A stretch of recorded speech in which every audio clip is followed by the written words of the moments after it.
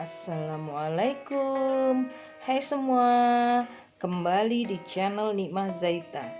Pada video sebelumnya kita telah membahas tentang persiapan Ramadan, yang mana kita harus dengan penuh semangat, dengan rasa syukur, dan dengan penuh kegembiraan menghadapi Ramadan.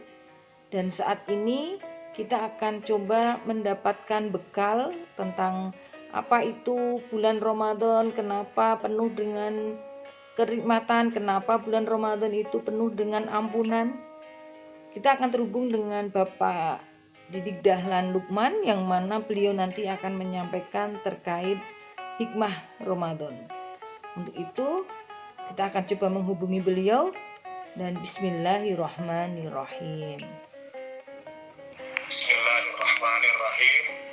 Assalamualaikum warahmatullahi wabarakatuh. Waalaikumsalam warahmatullahi wabarakatuh.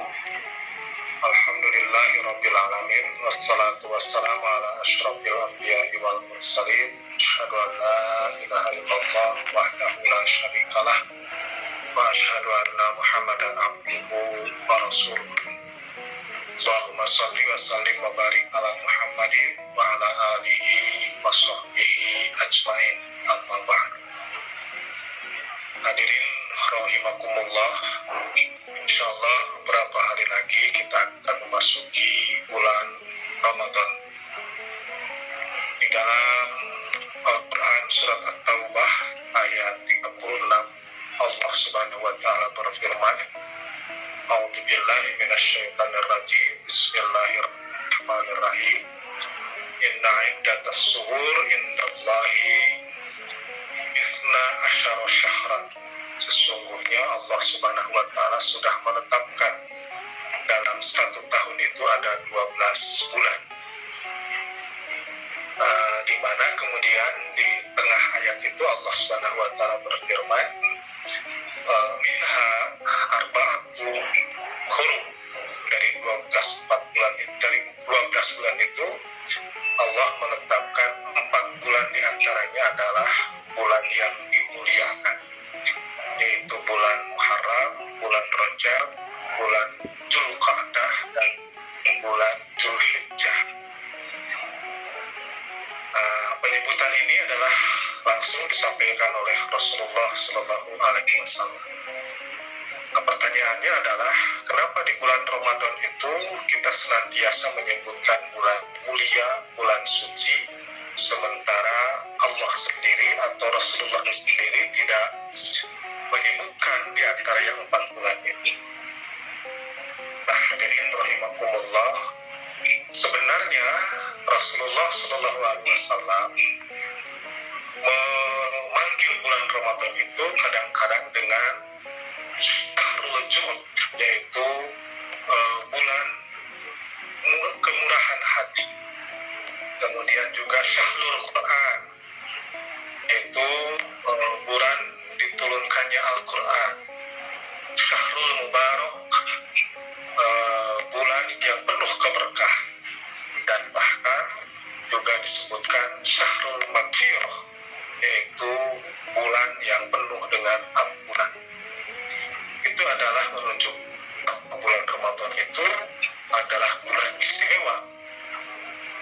Kita menyebutnya di sini dengan sebutan bulan suci. Sementara orang-orang Arab sendiri itu menyebutkannya dengan Ramadan Karim, yaitu Ramadan yang mulia. Apa antara yang dapat kita dapatkan dari istilah bahwa kita menyebutkan bulan Ramadan itu adalah bulan yang istimewa?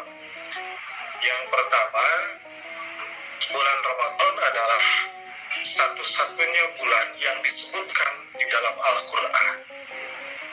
Tidak ada Allah Subhanahu wa taala menyebutkan nama bulan kecuali hanya bulan Ramadan saja. Syahrul Ramadan unzila fihil Quran al-ayah. Nah, ini adalah juga menunjukkan tentang istimewa bulan Ramadan, begitu ya. Kita mengenal yang namanya Luqmanul Hakim, kemudian nama Khidir di dalam Al-Quran. Tetapi keduanya tidak disebutkan sebagai Rasul Allah Subhanahu wa Ta'ala yang 25 itu. Nah, ini adalah menunjukkan bahwa kedua orang ini adalah orang istimewa. Demikian juga ketika sebaliknya Allah Subhanahu wa Ta'ala menyebut nama Fir'aun, nama Qarun, kemudian juga nama Abu Lahab, itu adalah dalam tanda kutip mungkin kedurhakaan mereka juga adalah kedurhakaan yang istimewa, begitu ya. Nah, itulah bulan Ramadan. Yang kedua, keistimewaan bulan Ramadan itu adalah Allah Subhanahu wa Ta'ala mewajibkan kepada seluruh kaum muslimin untuk berpuasa ketika kedatangan bulan Ramadan. Jadi wajibnya puasa kepada kita itu manakala datangnya bulan Ramadan. Faman syahida minkumus syahra falyasumhu. Demikian kata Allah Subhanahu wa Ta'ala. Barang siapa orang yang kedatangan atau menyaksikan datangnya bulan Ramadan, maka seketika itu dipuasa. Ini kewajiban tanpa kecuali, semua orang itu diwajibkan. Semua dalam arti orang muslim, orang mukmin itu harus melaksanakan. Apa buktinya? Ternyata orang sakit saja, orang yang dalam safar saja itu diharuskan berpuasa. Baik itu dalam arti mengkodok, gitu ya. Artinya ketika orang yang sedang sakit di bulan Ramadan, bukan berarti hilang kewajiban puasanya, tetapi nanti ada kewajiban untuk mengganti di bulan-bulan yang lain. Demikian juga orang yang sudah sakit-sakitan, yang sudah sepuh sekalipun, bukan berarti tidak ada kewajiban, tetapi kemudian kewajiban puasa itu digantikan dengan membayar fidyah. Pamangkana minkum maridon aw ala safarin, ayat selanjutnya, barang siapa orang yang ada dalam perjalanan atau sedang sakit, maka dia kemudian diperbolehkan meninggalkan puasa di bulan Ramadan, tetapi kemudian harus menggantinya dengan ayyamin ukhar, yaitu di hari-hari yang lain. Itu adalah keistimewaan puasa di bulan Ramadan. Kemudian yang ketiga, hadirin rahimakumullah, di bulan Ramadan Allah Subhanahu wa Ta'ala menurunkan Al-Quran. Syahrul Ramadan allazi unzila fihi al-Quran. Allah Subhanahu wa Ta'ala mengabarkan kepada kita semua bahwa di bulan Ramadan inilah Allah menurunkan Al-Quran. Ya, menurunkan Al-Quran yang kemudian oleh kita, itu ya, kemudian ada yang mengartikan atau ada yang mengartikan bahwa itu turunnya Al-Quran itu dari Loh Mahfud ke Sama'idnya, itu adalah proses turunnya Al-Quran. Kemudian juga ada yang mengartikan bahwa memang Nabi Muhammad SAW menerima wahyu yang pertama di Gua Hiro itu adalah juga di bulan Ramadan. Gitu ya. Jadi sebenarnya tidak harus dipertentangkan. Nah, inilah hadirin rahimakumullah, minimal 3 keistimewaan yang dapat kita petik dari bulan Ramadan. Yang pertama adalah tadi Allah menyebutkan satu-satunya bulan yang disebutkan dalam Al-Quran adalah bulan Ramadan. Kemudian yang kedua, ketika datangnya bulan Ramadan itu secara otomatis seorang mukmin itu harus melaksanakan kewajiban berpuasa.